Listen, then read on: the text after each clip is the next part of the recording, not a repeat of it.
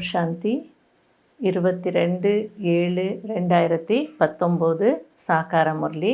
இன்று பாபா கூறுகிறார், இனிமையான குழந்தைகளே, சகோதரி சகோதரர் என்ற உணர்விலிருந்து கூட விடுபட்டு ஆத்மாக்கள் சகோதரர்கள் என்று புரிந்து கொள்ளுங்கள். அப்போது தூய்மையான பார்வை வந்துவிடும். ஆத்மா எப்பொழுது தூய பார்வை உடையதாக ஆகிறதோ அப்பொழுது கர்மாத்தீத் ஆக முடியும். கர்மாத்தீத் என்றால் கர்மத்தினால் பாதிப்பில்லாத ஒரு நிலை. கேள்வி: தன்னுடைய குறைகளை நீக்குவதற்காக எந்த ஒரு யுக்தியை கையாள வேண்டும்? பதில்: தன்னுடைய நடத்தையின் ரெஜிஸ்டர் வையுங்கள். அதில் ஒவ்வொரு தினத்தினுடைய கணக்கை குறியுங்கள். ரிஜிஸ்டர் வைப்பதினால் தன்னுடைய குறைகள் தெரிய வரும். பிறகு சகஜமாக அதனை நீக்கிவிட முடியும். குறைகளை நீக்கி நீக்கி எப்படிப்பட்ட நிலை அடைய வேண்டும் என்றால், ஒரு தந்தையை தவிர வேறு எதுவும் நினைவிற்கு வரக்கூடாது. எந்த ஒரு பழைய பொருளின் மீதும் பற்று இருக்கக்கூடாது. உள்ளுக்குள் எதையும் கேட்பதற்கான ஆசை இருக்கக்கூடாது. அடுத்தது முரளியில் பாபா கூறுகிறார், இன்று பலவிதமான புத்திகளை பற்றி பாபா கூறுகிறார்.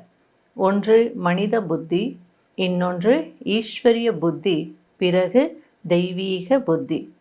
மனித புத்தி என்றாலே அசுர புத்தி என்றும் சொல்லலாம். ஏனென்றால் கிரிமினலைஸ்டாக இருக்கிறார்கள், அதாவது குற்ற பார்வை, விகார பார்வையுடன் இருக்கிறார்கள்.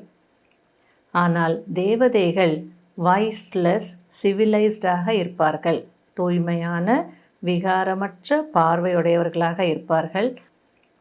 ஆனால் இங்கு கலியுகத்தில் மனிதர்கள் விகார பார்வை அல்லது குற்ற பார்வையுடன் இருக்கிறார்கள்.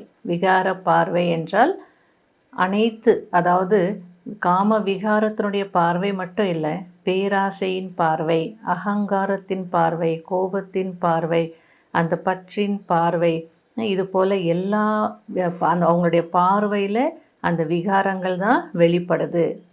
ஆகையால் பாபா சொல்கிறார், அவங்களுடைய சிந்தனை எப்படி இருக்கும்? விஷயஸாக இருக்கும், அதாவது விகார சிந்தனைகளோடு தான் இருப்பாங்க. கிரிமினலைஸ்டாக இருக்கிற காரணத்தினால மனிதர்கள் ராவனுடைய சிறையில் இருக்கிறாங்க. அதாவது குற்றவாளிகள், கிரிமினல்ஸ் ஜெயிலில் இருப்பாங்க பொதுவாக. அதுபோல் இன்றைக்கி எல்லாருடைய புத்தி அல்லது எல்லாருடைய பார்வை கிரிமினலாக இருக்குது, விகார பார்வை இருக்குன்றதுனால, குற்ற பார்வை இருக்கிறதுனால ராவனுடைய ஜெயிலில் துக்கத்தில் இருக்காங்க. நீங்கள் புருஷோத்தம சங்கம யுகத்தில் இருக்கீங்க. உங்களுடைய பார்வை இப்பொழுது மாறிக்கொண்டிருக்கிறது. அந்த கிரிமினல் பார்வை அல்லது விகார பார்வை மாறி இப்பொழுது தூய்மையான பார்வையுடையவர்களாக நீங்கள் மாறிக்கொண்டிருக்கிறீர்கள். பாபா புரிய வைக்கிறார், தன்னை ஆத்மா என்று உணர்ந்து இந்த சரீரத்தை மறக்க வேண்டும். பாபாவின் நினைவில்தான் இந்த சரீரத்தை விட வேண்டும். அந்த சரீரம் விடக்கூடிய நேரத்தில் நமக்கு எந்த மாதிரி சிந்தனைகள் வரணும்? நான் ஆத்மா, இப்பொழுது பாபாவிடம் சென்று கொண்டிருக்கிறேன் என்ற அந்த எண்ணங்கள் தான் வர வேண்டும். தேக உணர்வை விட்டு தூய்மையாக மாற்றக்கூடிய தந்தையின் நினைவில்தான் சரீரத்தை விட வேண்டும்.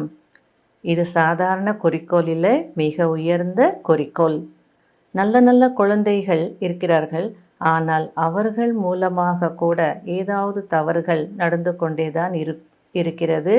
ஏனென்றால் மாயை இருக்குதானே. அடுத்தது பாபா கூறுகிறார், ஒவ்வொருவரும் குறைந்த பட்சம் 6 மணி நேரமாவது பாபாவின் சேவையை செய்ய வேண்டும். அந்த கவர்மெண்ட் சர்வீஸில் இருக்கிறவங்க 8 மணி நேரம் செய்வாங்க தானே, அதுபோல் பாண்டவ் கவர்மெண்ட்னுடைய சேவையில் இருக்கக்கூடியவங்க குறைந்தபட்சம் 5 மணி நேரம் அல்லது 6 மணி நேரமாவது கண்டிப்பாக சேவை செய்ய வேண்டும். அடுத்தது, இந்த பழைய உலகத்தில் இருக்கக்கூடிய அந்த மோசமான சீச்சி பொருள்கள் மீது பற்றுதல் இருக்கக்கூடாது. இந்த சரீரத்தின் மீது கூட பற்று இருக்கக்கூடாது.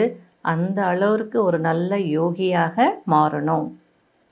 இதுபோல உண்மையில் உண்மையான யோகியாக இருக்கக்கூடியவர்கள் புத்துணர்வில் இருப்பார்கள். எவ்வளவு நீங்கள் சத்தோ பிரதானமாக மாறிவிடுகிறீர்களோ அவ்வளவு குஷியின் அளவு அதிகரித்து கொண்டே இருக்கும்.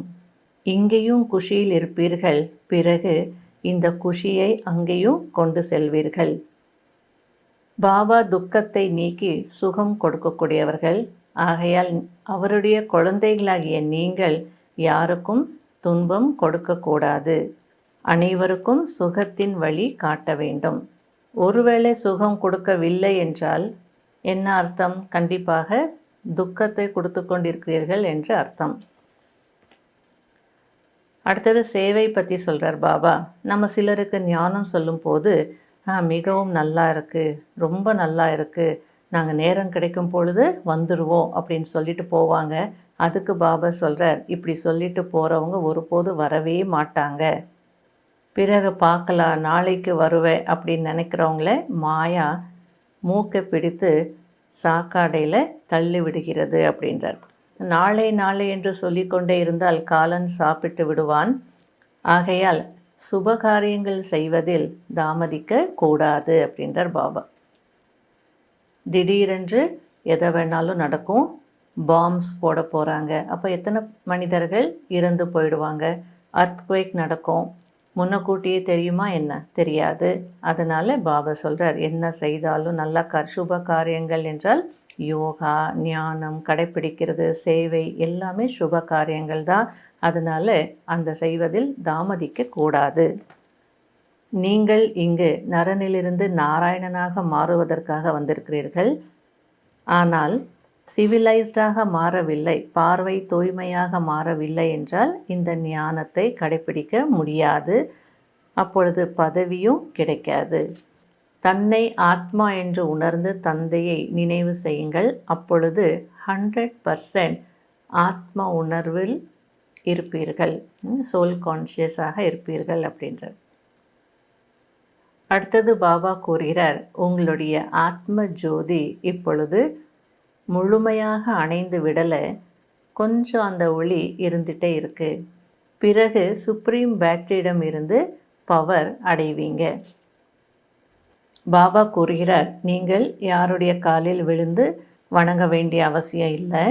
ஆம், சில நேரங்களில் பக்தி மார்க்கத்தில் இருக்கக்கூடியவர்கள் நம்மளை விஷ் பண்ணும்போது ஹரியோம், ராம் ராம், நம சிவாய என்று சொல்லும் பொழுது அதற்கு ரிட்டர்ன் கண்டிப்பாக நாம் சொல்ல வேண்டும். அகங்காரத்தை காட்டக்கூடாது.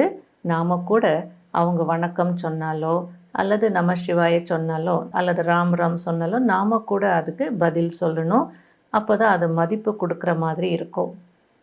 உலகத்தில் யார் பக்தியை விட்டுடுறாங்களோ அவர்களே நாஸ்திகர்கள் என்று புரிஞ்சுக்கிறாங்க. ஆனால் இப்போ உங்களுக்கு யார் நாஸ்திகர்கள் யார் ஆஸ்திகர்கள் என்ற வித்தியாசம் தெரியும்.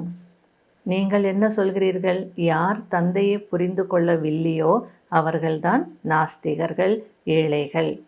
அந்த தந்தையை தெரிந்து கொள்ளாத காரணத்தினால தான் இன்று ஒவ்வொரு வீட்லேயும் எவ்வளவு சண்டை சச்சரவுகள், எவ்வளோ அசாந்தி இருக்கிறது. கோபத்தின் அடையாளம் அசாந்தி தானே. அங்கு அளவற்ற அமைதி இருக்கும்.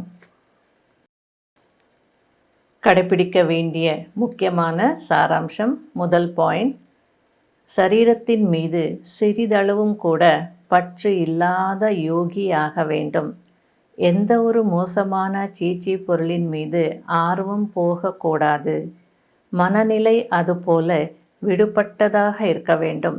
குஷியின் அளவு ஏறி இருக்க வேண்டும். ரெண்டாவது பாயிண்ட், காலன் தலையின் மீது நின்றிருக்கிறான்.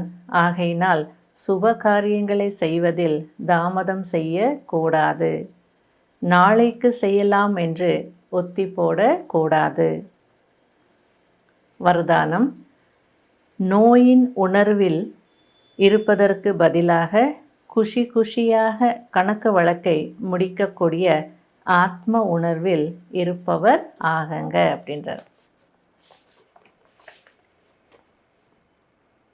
உடலோ அனைவருக்கும் பழையதாக தான் இருக்கிறது. ஒவ்வொருவருக்கும் ஏதாவது சிறிய அல்லது பெரிய நோய் இருக்கத்தான் செய்கிறது. ஆனால் உடலின் பாதிப்பு ஒருவேளை மனதில் வருகிறது என்றால் நோய் 2 மடங்காகி நோயின் உணர்வு வந்துவிடுகிறது. ஆகையால் மனதில் ஒருபோதும் நோயினுடைய எண்ணம் வரக்கூடாது. உடலுக்கு நோய் வந்திருக்கு, ஆனால் அதை பற்றி நம்ம நினச்சிட்டு இருக்கக்கூடாது. மனசுக்குள்ளே எனக்கு நோய் வந்திருக்கு, எனக்கு இப்படி ஒரு நோய் வந்துடுச்சு நினைக்க நினைக்க என்ன ஆயிடுதுன்னா அந்த நோய் டபுளாக மாறிடும். அப்பொழுது ஆத்ம உணர்வு இருக்கிறது என்று சொல்லலாம். நோயை கண்டு ஒரு பொழுதும் பயப்படக்கூடாது. கொஞ்சம் மருந்து என்ற பழத்தை சாப்பிட்டு அதற்கு விடை கொடுத்து விடுங்கள். குஷி குஷியாக கணக்கு வழக்கை முடியுங்கள் அப்படின்றார் பாபா. அதனால் நோய் உடலுக்கு தான். ஏன்னா இந்த கலியுகத்தில் பழைய சரீரம் ஏதாவது இருக்குது, கணக்கு வழக்கு முடிக்கணும். அது எப்படி முடிக்கணுன்றது அழகாக பாபா புரிய வைக்கிறார். ஸ்லோகன்: ஒவ்வொரு குணம் ஒவ்வொரு சக்தியின் அனுபவம் செய்வது என்றால் அனுபவ மூர்த்தி ஆவதாகும். ஓம் சாந்தி.